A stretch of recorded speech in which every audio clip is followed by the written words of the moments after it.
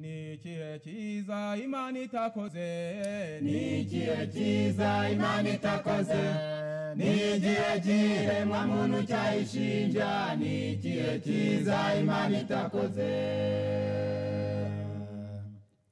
ni ikihe cyiza Imana itakoze, ni ikihe cyiza Imana itakoze, ni igihe kiremwa muntu cyayishinja, ni ikihe cyiza Imana itakoze. Inyoni n'ibisiga birayishima rwose, reba mu gitondo bisayo gushima, ariko mwene muntu ntabwo azi gushima, biteye agahinda birababaje pe.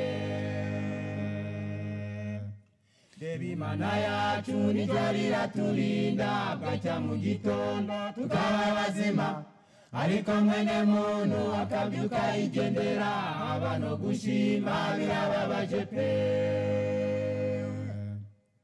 Reba Imana yacu nijoro iraturinda, bwacya mu gitondo tukaba bazima, ariko mwene muntu akabyuka yigendera, haba no gushima birababaje pe.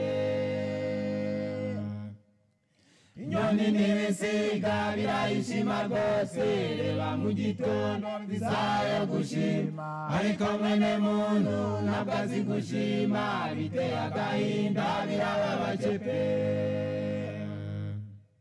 umuntu Wahawe ubutware bwo gutegeka inyamaswa, ariko aho bigeze birakomeye, aho inyamaswa zenda kurusha ubwenge umuntu, biteye agahinda birababaje pe.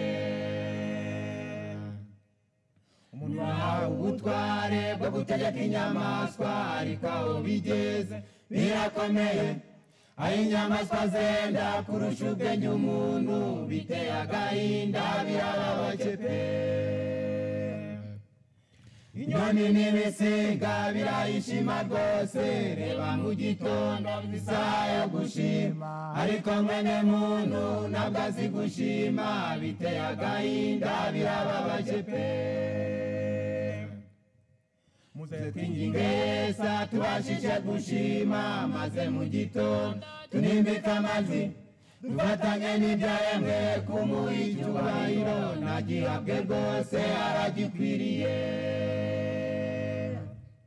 muze Twinginge Yesu tubashije gushima, maze mu gitondo tunimbike amajwi, dufatanye n'ibyaremwe kumuha icyubahiro, nagihabwe rwose aragikwiriye.